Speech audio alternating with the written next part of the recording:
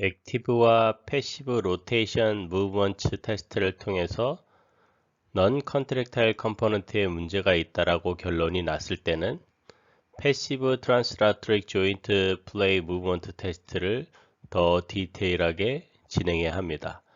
물론 액티브 패시브 로테이션 무브먼트 테스트 결과 컨트랙타일 컴포넌트에 문제가 있다라고 결론이 났다 하더라도 컨트랙타일 컴포넌트의 문제를 확인하기 위한 레지스티브 테스트를 들어갈 때 조인트 컨디션에 대한 평가를 위해서라도 반드시 패시브 트랜스라토릭 조인트 플레이 무브먼트 테스트가 선행되어야 합니다. 따라서 테스트 오브 펑션의 기본적인 흐름은 액티브 패시브 로테이션 무브먼트 테스트 연이어서 패시브 트랜스라토릭 조인트 플레이 무브먼트 테스트 그리고 레지스티드 테스트가 순차적으로 진행되는 것이 논리적이다라고 얘기할 수 있습니다. 대부분의 경우 패시브 트랜스라토릭 조인트 플레이 무브먼트 테스트는 레스팅 포지션에서 진행됩니다. 레스팅 포지션은 페리 아티큘러 소프트 티슈가 이완되어 관절하는 두 뼈의 간격이 가장 넓어진 상태로 조인트 플레이 양이 가장 많고 또한 조인트 플레이에 대해서 가장 쉽게 느낄 수 있는 위치입니다. 따라서 대부분의 트랜스라토릭 조인트 플레이 테스트는 레스팅 포지션에서 진행되지만 경우에 따라서 또는 필요에 따라서 레스팅 포지션이 아닌 위치에서도 검사가 이루어질 수 있습니다. 패시브하게 진행되는 트랜스라토릭 조인트 플레이 무브먼트에는 트랙션, 컴프레션, 그라이딩이 있습니다. 트랜스라토릭 무브먼트는 같은 방향, 같은 시간, 같은 거리를 이동하는 움직이었습니다. 따라서 트랙션, 컴프레션, 그라이딩은 이 원칙대로 이루어져야 합니다. 같은 시간 동안 같은 방향으로 같은 거리를 반드시 이동해야 합니다. 이때 중요한 것은 트랙션, 컴프레션을 진행하기 위해서 기준이 되는 면이 있었는데 우리가 그것을 트리트먼트 프레인이라고 얘기를 했고 트리트먼트 프레인을 기준으로 수직으로 멀어지는 트랙션, 가까워지는 컴프레션을 구사하게 됩니다. 또한 트리트먼트 프레인을 기준으로 패러렐하게 직선적으로 이동하는 그라이딩 테크닉을 구상하게 됩니다. 트랜스라토릭 조인트 플레이 무브먼트 테스트를 진행하는 방법은 두 가지 방법이 있습니다.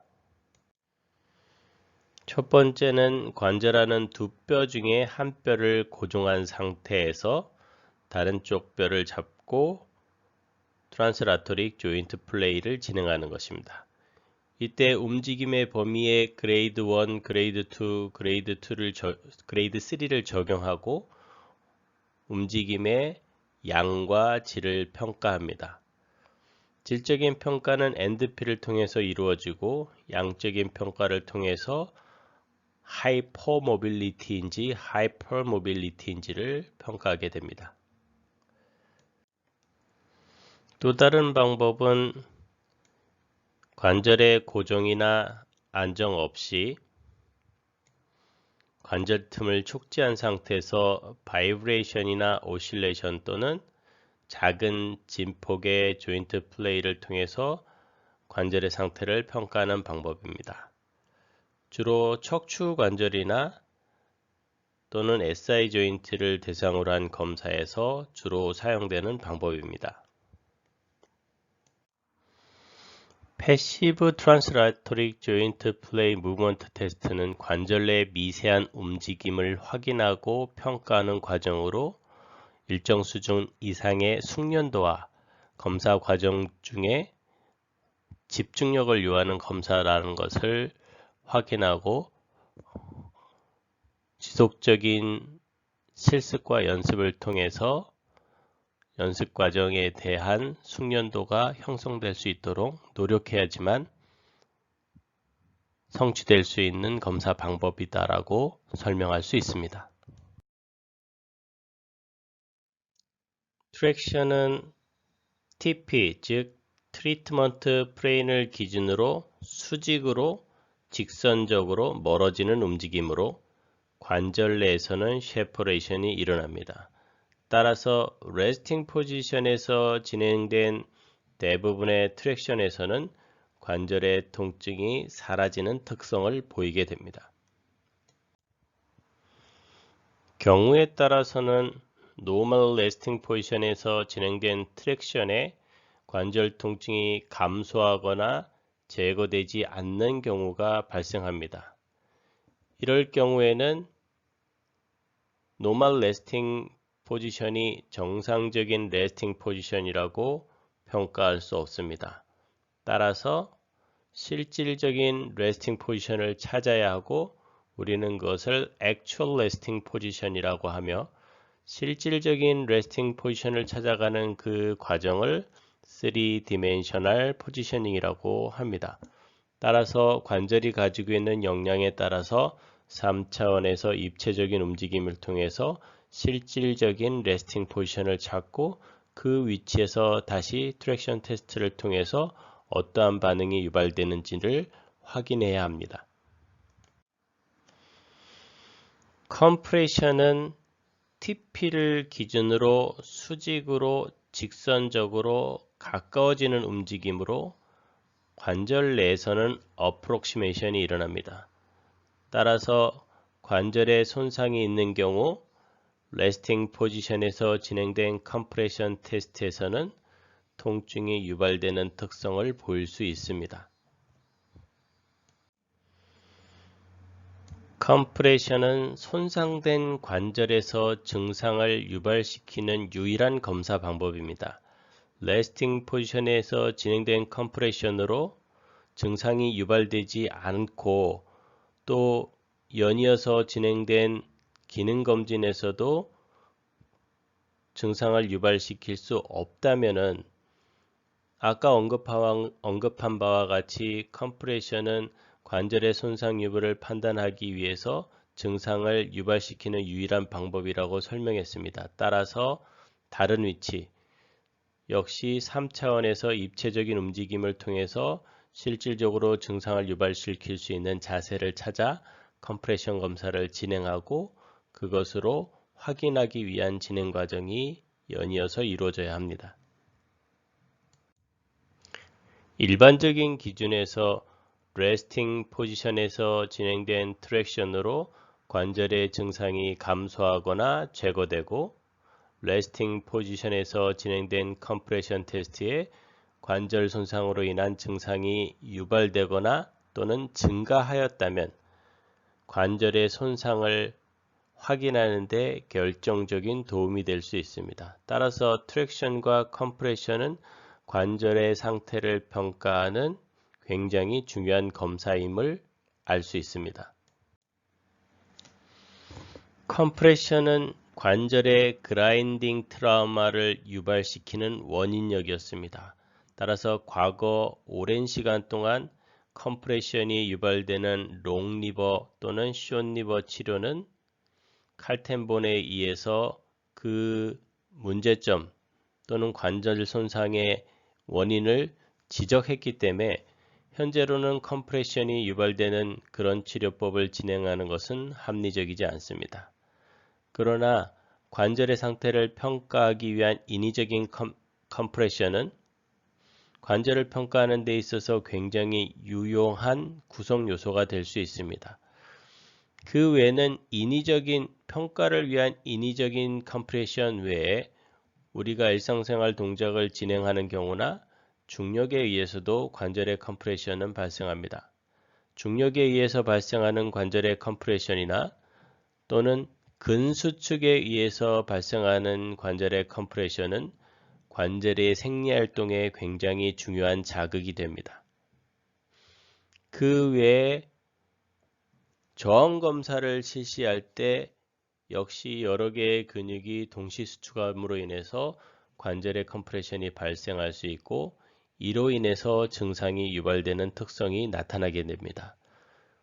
따라서 추후에 진행되는 저항검진에 앞서 관절의 컴프레션을 통해서 증상이 유발되는지 그렇지 않은지를 확인해 두는 것은 저항검사의 결과를 평가하는 데 있어서 굉장히 유용한 자료가 될 수 있습니다.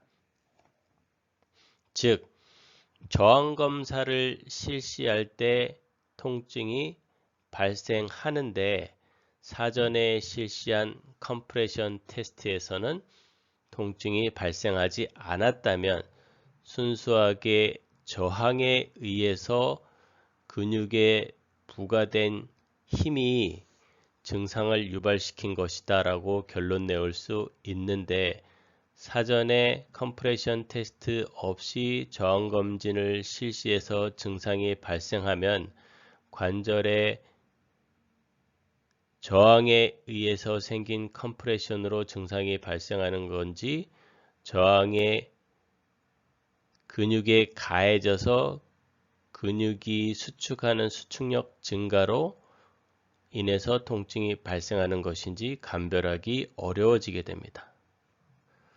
따라서 저항검진 사전에 컴프레션 테스트는 필수적인 요소다라고 정의 내릴 수 있습니다.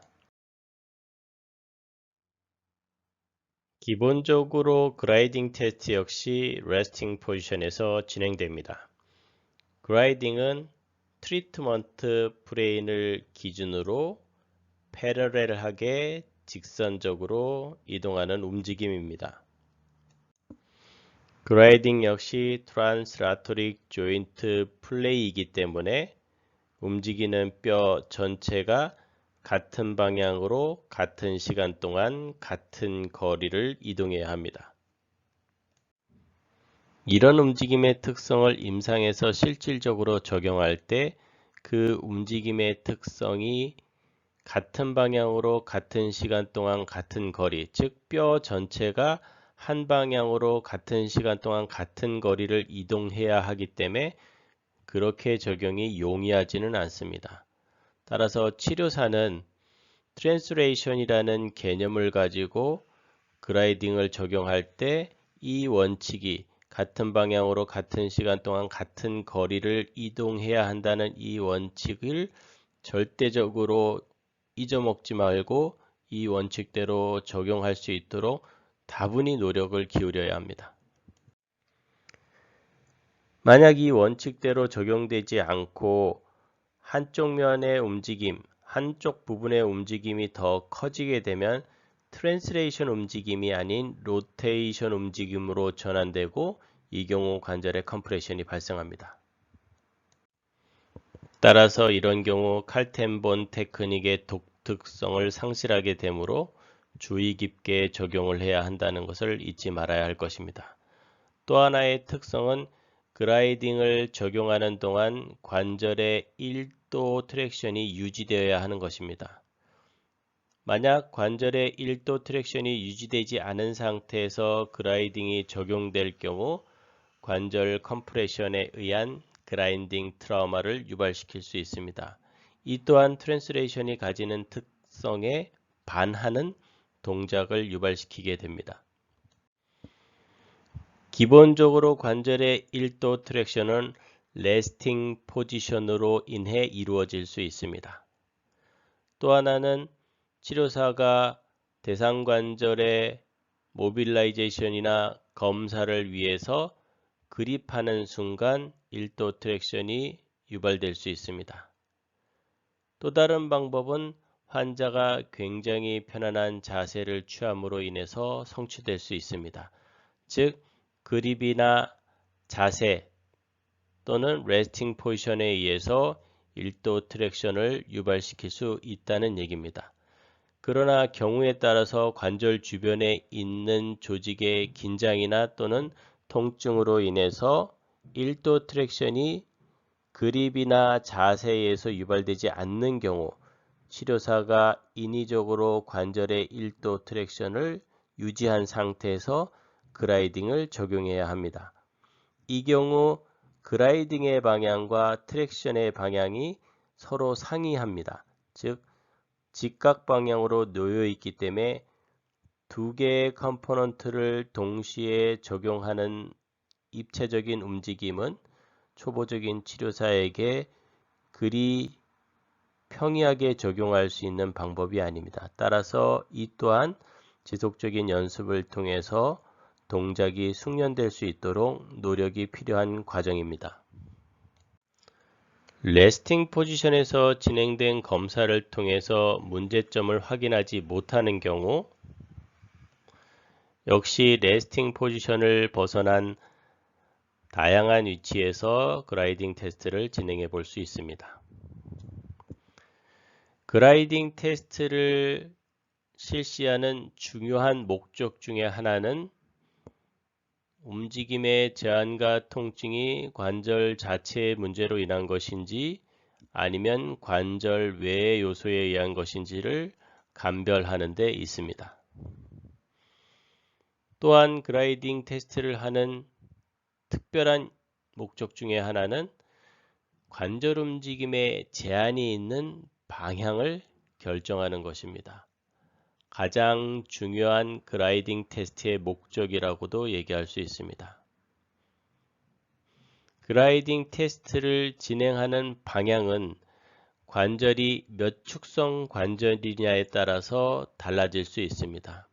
이를테면 3차원에서 입체적인 움직임을 갖는 3축성 관절의 경우 6개의 방향으로 그라이딩 테스트가 진행되어야 합니다.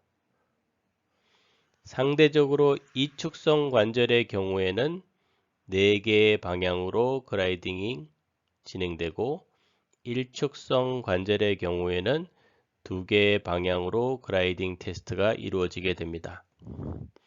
1차적으로는 직접적으로 6개, 4개, 2개의 방향으로 그라이딩 테스트를 통해서 제한이 있는 방향을 찾는 것이 합리적입니다.